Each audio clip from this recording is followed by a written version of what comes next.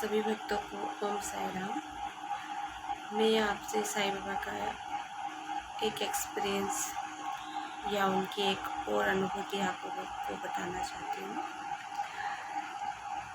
तो हुआ यूँ था कि जब मैं शिरडी से आ गई थी बाबा से मन्नत करके, और मेरे कोई बेबी नहीं था, तो शिरडी से आने के बाद 2014 में मेरी बेटी हुई, सही सलामत और अच्छी सकुशल, और बाबा की कृपा से सब अच्छा ही रहा।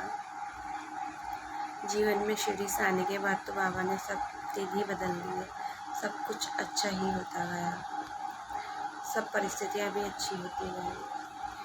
अब मुझे बाबा के वहाँ शिरडी वापस जाना भी था, क्योंकि मैंने बाबा से बोला था कि मैं अब जब भी आऊँ भरी गोदाऊँ, खाली झोली आई हूँ तो अब मुझे जाना भी था शिरडी। अब बाबा ने किस तरह मुझे वापस बुलाया। अब जहाँ हम नई जगह शिफ्ट हुए थे, हमने बाबा की स्थापना कर चुके थे और मेरी बेटी भी गोद में थी तब। अब हम चाहते तो थे जाना, लेकिन हमारी खुद की कोई प्लानिंग तो नहीं हुई थी कि हम कब चले जाएंगे। तो एक दिन अचानक हमारे पड़ोस में रहने वाले जो हमारे पड़ोसी थे, उनसे हमारा बहुत अच्छा व्यवहार था, तो वो लोग शिरडी जाने के लिए 1 महीने पहले से ही तैयारी कर चुके थे और उनके पास उनकी स्वयं की गाड़ी थी। तो उसमें उनके घर के पूरे मेंबर आ जाए उतनी पूरी सीट हो चुकी थी। तो अब जब वो जा रहे थे तो तब तक तो उन्होंने प्लानिंग करते समय तब तक हमसे कुछ नहीं कहा कि तुम लोग चलोगे या हम जा रहे हैं, आप लोग जा रहे हो क्या, ऐसा कुछ नहीं। हमें बता जरूर रही थी कि हम लोग शिरडी जा रहे हैं। ऐसा मैंने अच्छा है आप लोग जाओ, फिर हम भी जाएंगे, क्योंकि मेरी बेटी छोटी भी थी। और फिर 6 महीने के आसपास से मेरी बेटी की गोद में, और फिर हम भी सोचे थे कि हम लोग अभी व्यवस्था करेंगे जाने के लिए, क्योंकि मेरी बेटी बाबा ने दी है तो उसको लेके जाना है। तो हम लोग मन में तो था, लेकिन अब उनके साथ तो हमारा जाने का कोई प्लानिंग था ही नहीं। और फिर उस समय भी हमारे पास कोई पेमेंट नहीं था जाने के लिए, और हस्बैंड काम करते थे, बाबा की दया से उनकी नौकरी जो भी थी चल रही थी, हमारा घर का रोटेशन, लेकिन इतना नहीं था कि बाहर चले जाओ और खर्चा कर लो, थोड़ा ये सोचना पड़ता। तो अब हुआ यूँ कि उन्होंने जिस दिन वो जा रहे थे उस दिन हमसे कहा कि 2 सीट हमारी खाली हो गई है, 2 सीट जाने वाले नहीं जा रहे, मना कर रहे हैं कि नहीं जाना है। उनके रिलेटिव जो थे 2, उन्होंने मना कर दिया। नहीं तो बोलिए आप लोग दोनों चल रहोगे क्या शिरडी। तो अब अचानक से उन्होंने बोल दिया, मतलब कल ही जाना है। और आज के दिन तो अब हमारे मन में ये था कि बाबा की स्थापना हम कर चुके हैं और हम तो मतलब बाबा की सेवा करते हैं, तो हम किसे एकदम से मना करते कि नहीं अभी हम नहीं जा सकते। हमें यही लगा, हमने लगा कि अरे यार तुम थोड़ा पहले बोल देते तो हम व्यवस्था कर लेते, चलो ठीक है देखते हैं बोलिए ऐसे करके। तो मैंने इनसे बोला कि अब क्या करें, अपन बाबा के लिए मना तो कर नहीं सकते, अपन को जाना तो है शिरडी, तो क्या करें। अगर अभी अपन नहीं जाते तो ये कोई बुरी बात तो नहीं होगी, और जाना है, ये बाबा का आदेश है, ये जानने के लिए अपन क्या करें।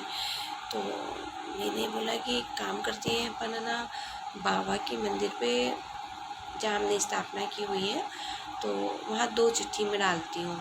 एक में मैं लिखूँगी कि ये मेरा आदेश है, इसे मानकर और सब कुछ मुझ पे छोड़ के शिरडी जाओ, और एक में मैं लिखती हूँ कि अभी हम नहीं जाएंगे तो इसमें कोई बुराई नहीं है, अगली बार जा सकते हैं, ऐसा मैंने लिख दिया। तो अब मैंने चिट्ठी 2 बाबा के यहाँ चरणों में रख दी और मेरे हस्बैंड से बोला जाओ आप एक उठा के लाओ हाथ जोड़ के बाबा से कि बाबा मुझे रास्ता दिखाना। तो इन्होंने दोनों में से एक चिट्ठी उठाई तो इनके हाथ में वही चिट्ठी आई कि सब कुछ मुझ पे छोड़ के जाओ, ये मेरी आज्ञा है, ऐसा मानकर। तो अब मैंने कहा है तो बाबा के आदेश है कि अपन को वहाँ जाना चाहिए। तो मैंने कहा आप कुछ भी करो, बाबा ने बोल ही दिया है कि सब कुछ मुझ पे छोड़ के जाओ, तो फिर सब कुछ उन पे छोड़ के अपन चलते हैं, आप पेमेंट कर लो किसी से, अपन चलते हैं इनके साथ। तो हम लोगों ने उन्होंने पेमेंट कर लिया किसी से, लेकर आ गए और फिर हम दोनों उनके साथ शिरडी के लिए गए। शिरडी के लिए गए, बाबा ने इस तरह से हमको वहाँ बुलाया लिया, देखो ऐसी व्यवस्था कराई है मैंने। हम शिरडी दर्शन के लिए मेरी बेटी को लेकर गए इस बार, बाबा ने भरी गोद मुझे बुला लिया शिरडी। और तो और मंदिर से कुछ 1 किलोमीटर पहले ही हम लोग एक ढाबे पे रुके थे। तो मैं गाड़ी में बैठी हुई थी, बाकी सारे लोग नीचे होके उतरे और चाय वगैरह पीने लगे, हम हाथ मुँह धो के फ्रेश होने लगे।